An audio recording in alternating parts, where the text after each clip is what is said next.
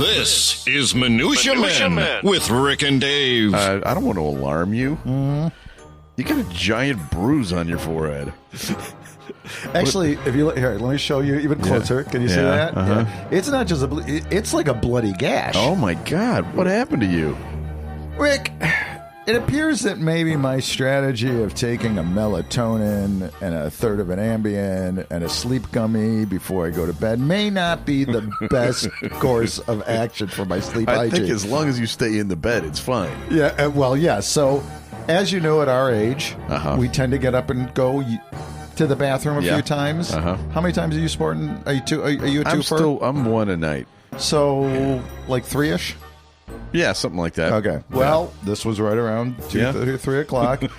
Going to the bathroom. I got to the bathroom fine. I don't really quite remember. I think it was fine. And then I go back home, go back to my room, and I fell. I thinking that the carpet may have been bunched up. I have no idea. You know, we have a long I'm sure it's the carpet. and I cracked my head right into the door frame. Okay, and then I guess on the way down, so you see this little one here on the nose? Oh yeah, you know, it's an extra that one. Hurts like 10 times more than the head wound. What if you broke your nose? I've done that. There's nothing you can do about it, right? Well, you might want to get it checked out. Deviated septum could really damage you. Actually, I'm now breathing much better than I ever have. it worked in reverse. All right, so it's time for Minutia Men. No. Yes. Okay, well, I'll tell you later. The following is a Tony Lasano podcast, an Opie production on the Radio Misfits Podcast Network. This is Minutia Men with Rick and Dave. So I wake up with this bloody, mess on my face, right? And I'm like, what happened? And then Michelle goes, well, you fell last night. Oh, you didn't even remember? I kind of like jostled it back into your memory. I kind of vaguely remember. She goes, well, you fell last night. I go, well, what did you do? And she goes, well, you got up and we got to bed. And Lila the next morning goes, yeah, I heard you fall yesterday. Wow. And I go, did you get up to see if I was okay? Neither of them were particularly they're like, they were thinking, we'll move the body in the morning.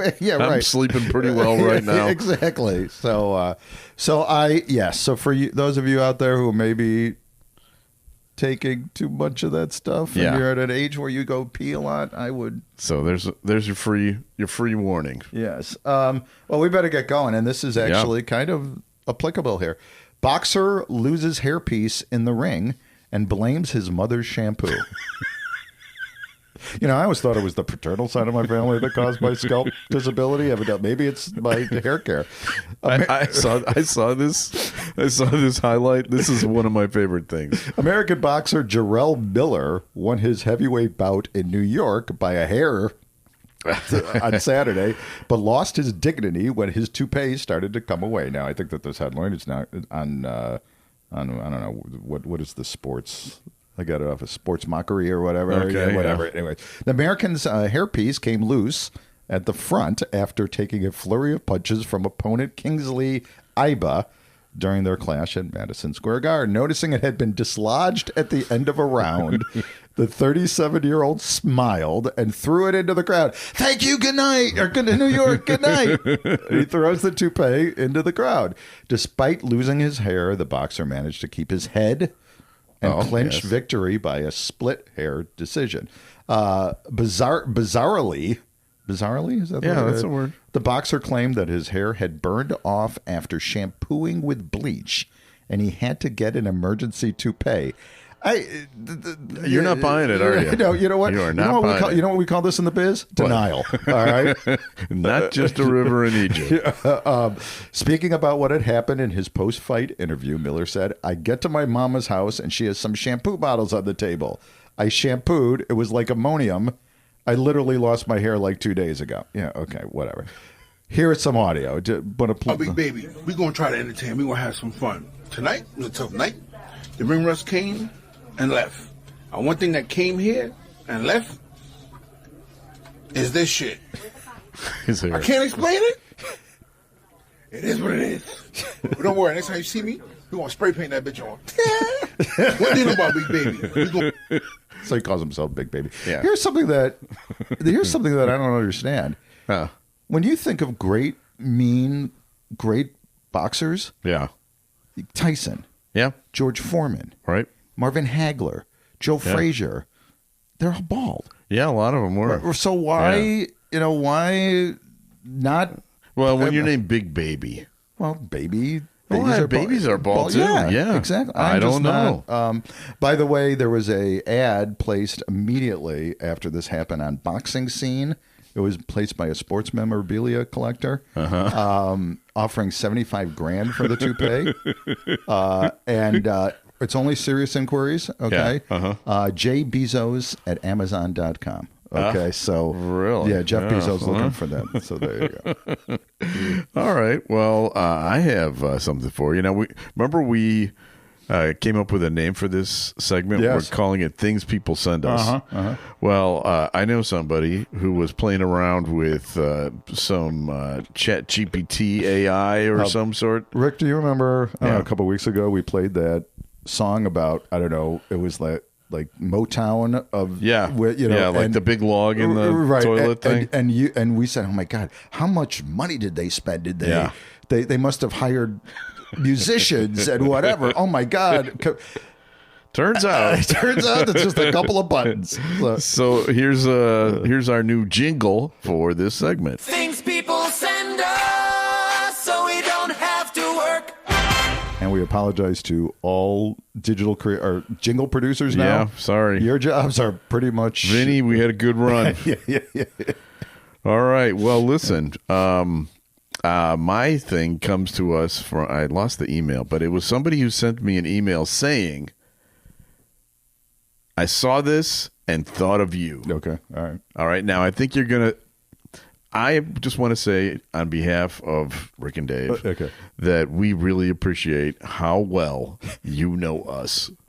And you must be listening very closely to have figured this out. You ready? Is the mirror going to be a little bit too close to the face for this one? It is. Okay. All right. So this is a German comedian named Mario Adrian. And here's what he does in his act. Here we go.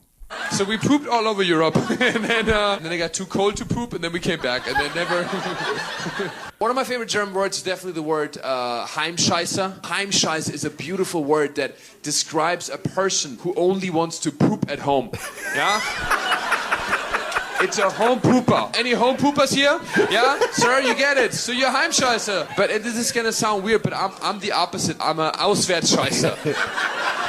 Which means I only like to poop in your home. Oh, my God. I mean, come on. Yeah. It's like this guy listens to this podcast. And we had talked about this before. There is like this onslaught of German comedians now on they're TikTok all and doing this Instagram or shtick whatever. now. Yeah. And I just want to say I've been doing this shtick since 1980. Yeah, exactly. In fact, when those Beck's beer commercials came out, and Germans are not funny. Germans don't do comedy. Yeah. I was already pissed then because I was doing that bit before that. Now, stay away from TikTok because the Germans are not conquering other lands now. They're conquering social media and comedy clubs. Okay. Here's a review. Great show where no one hits the brakes when common sense suggests they should. That's pretty good.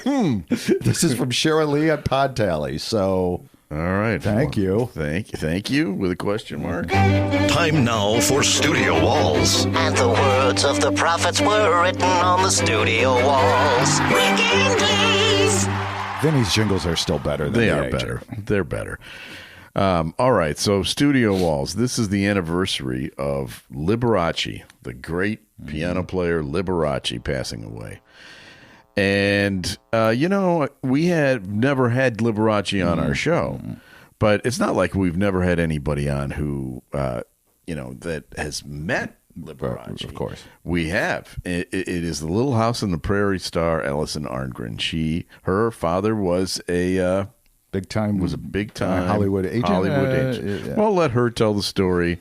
about how she got to hang out with Liberace. You grew up, surrounded by Hollywood people. Your mom was the voice of Gumby and Casper. Your dad managed Liberace and Debbie Reynolds. Yeah. What was dinner time like at your house? Was Liberace playing in the piano in the corner while you were eating? We did go trick-or-treat at his house on Halloween. He was right around the corner. Really? My dad was working for Seymour Heller and Associates, and if you remember, like all the movies about Liberace, Seymour Heller, Dan Aykroyd played him in the movie. Seymour Heller, and my dad was vice president of something Western Regional hoo-ha under Seymour Heller. So he said, "Okay, I'll take care of him in Vegas. You take care of him in L.A."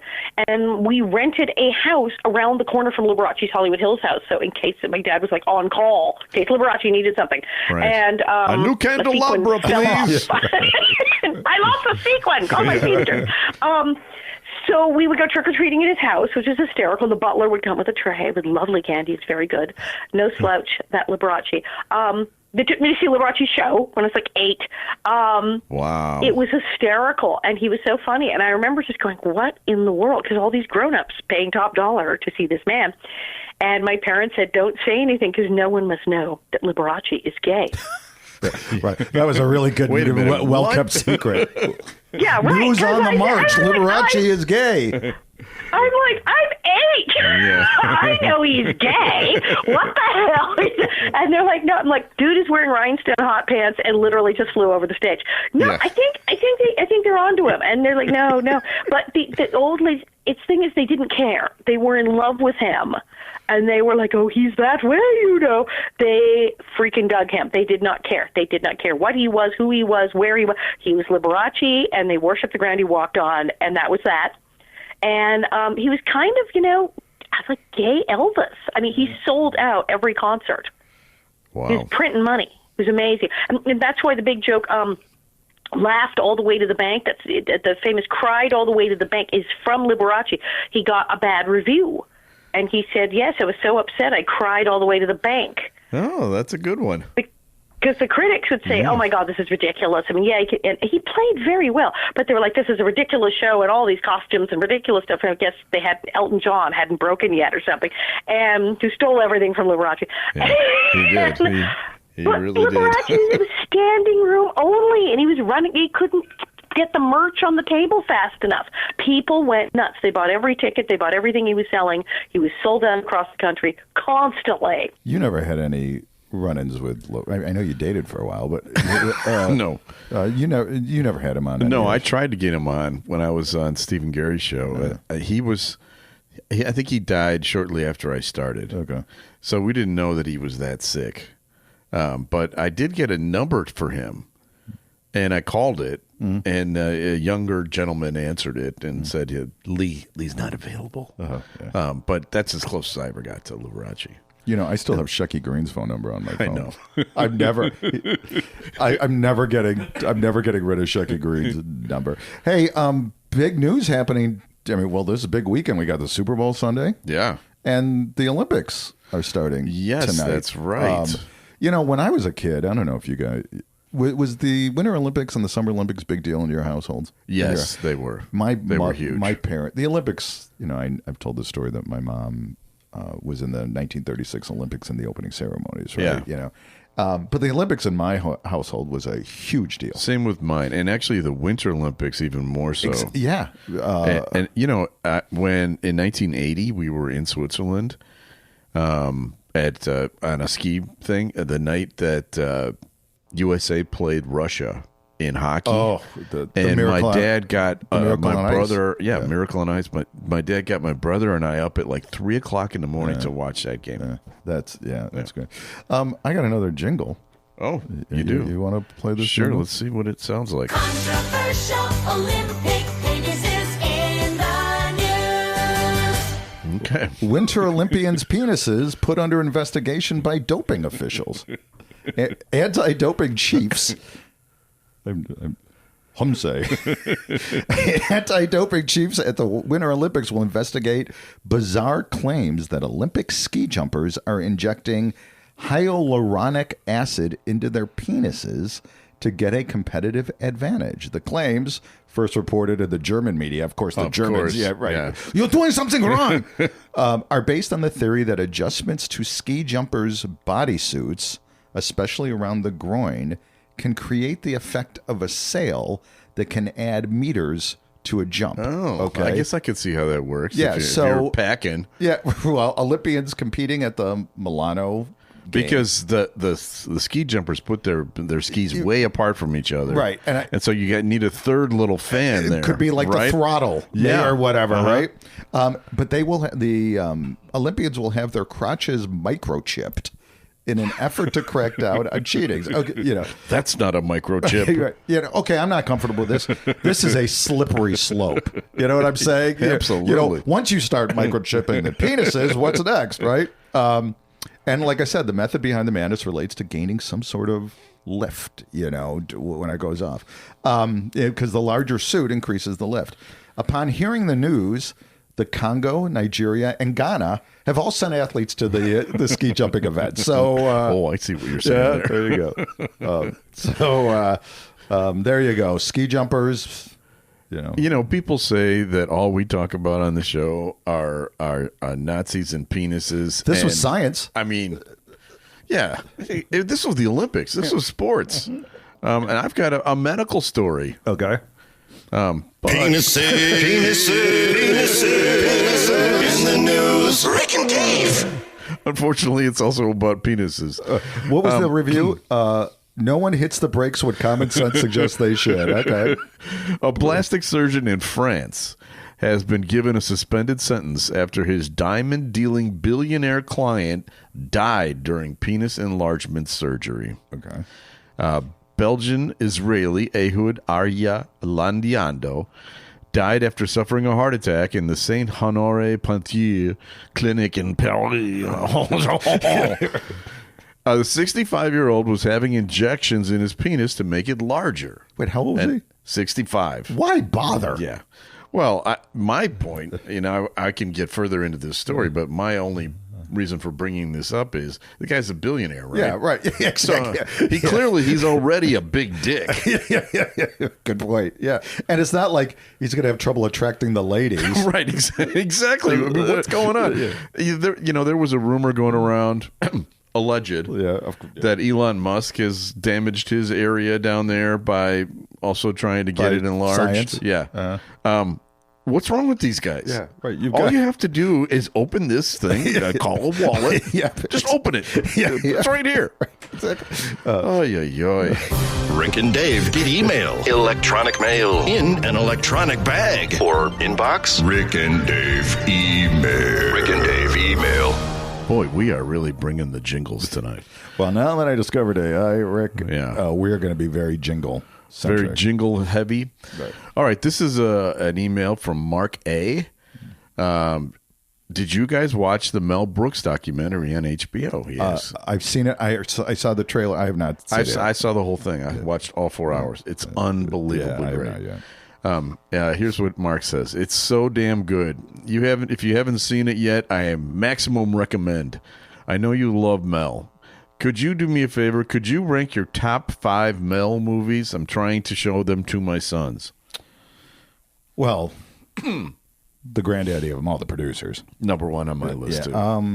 Young Frankenstein. That's number 2 on my list. Blazing Saddles. I've got that number 4.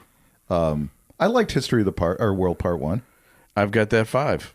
And then Robin Hood Men in Tights. Okay. That one's not bad. I have a silent movie as my third. Yeah. When Marcel was the only word, right? That's right. No, right? That's right. And later, as our audio avoir, I'm going to play for you my favorite Mel Brooks moment. Okay? We had on a guest, and maybe we played this recently, Eric Allen Kramer. Yeah, we did. He was in Robin Hood Men in Tights. He was. And he told a great... He did. And there were a couple of other guys in this documentary that told similar stories. Like right before they would do a take. He'd say, "All right, suck less this time." Yeah. You gotta love that. Yeah. Well, we have a guest coming up too, Dave. A new guest coming up this Wednesday, and I'm not sure how to pronounce his name. It's Keith something or other. Okay, but here's the thing about Keith. Keith was the boyfriend of Nicole Brown Simpson around the time that things OJ, didn't work out so good, right? Yeah. Allegedly. Never found the killer. Could have been OJ. And OJ's still looking, by the way. But anyway, he witnessed a lot of some of that, stalking stuff, and he's got a new book out called Stalking. Yeah, and we're going to talk to him about that. And be sure to tune in. I think it's on Wednesday. But we have people we also have to thank. And last week we kind of blew it. Oh boy, yeah, we embarrassing. Forgot, we forgot to thank really what was Reggie Jackson as the stir the straw that stirs the drink. Yeah. Tony Lasano, thank you very much for everything that you do. Sorry about that, Tony. Yeah. And Ed also Silla. The Radio Misfits Podcast Network. Great Talk Radio isn't dead. Just moved to a better place. RadioMisfits.com. And now it's time for our audio au revoir. This is, to me, the ultimate Mel Brooks moment in all of his movies. It's not in my favorite movie. Okay. But it's still very good. Here we go. Let all those who wish to confess their evil ways and to accept and embrace the true church convert now or forever burn in hell. For now begins the Inquisition.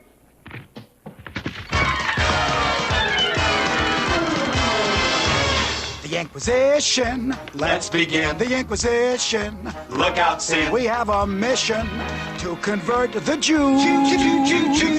We're gonna teach them wrong from right. We're gonna help them see the light and make an offer that they can't refuse. That the Jews just can't refuse. Confess. Don't be boring. Say yes. Say yes. Don't be dull. A fact you're ignoring. It's better to lose your skull cap than your skull. Oh, your Gavalt. The Inquisition. What a show. The Inquisition. Here we go. We know you're wishing that we'd go away. But the Inquisition's here and it's here to stay. Oh, boy. The Inquisition. What joy. The Inquisition. Oi, oi. I mean, it could go on. There's synchronized swimmers before it ends. It's an entire Busby Berkeley musical. I'm going to maybe do a controversial take. Okay. I didn't like Spaceballs all that much. No, it's not on my list either. Yeah, I mean, it's okay. Yeah. He had some clunkers, he did. But good God. Yeah. The producers is just. Yep. So true. Yeah. All right. Well, we'll be back again. We're getting everything ready. We'll have another show full of lots of new jingles. And actually, next week, I think we can promise a tribute to Abraham Lincoln. You mean the new version? The new version. Oh my God! I can't wait to get it back into the AI studio. Okay, we'll be back again next week with a brand new episode of Minutia Men. The proceeding was a presentation of the Radio Misfits Podcast Network. Find our other great shows on iTunes, Stitcher Radio, and at RadioMisfits.com. Thank you. This has been a presentation of Opie Productions. Tony, can you shut up? What do you get when you hear a celebrity Minutia Men interview, Dave? Rick, think of Dan Rather and Bill Maher having a kid. Is that right? Yeah. So you'll get minutia. Right. What does a Damone from Fast Times at Ridgemont High really think about the movie? Only one place to find out, and that's Celebrity Minutia Men Interview, a Tony Lasano podcast. Go to opishows.com or wherever you find podcasts. Just search for Radio Misfits. Oh, no, another ad. My God. Thank you, Tony Lasano, for editing this out.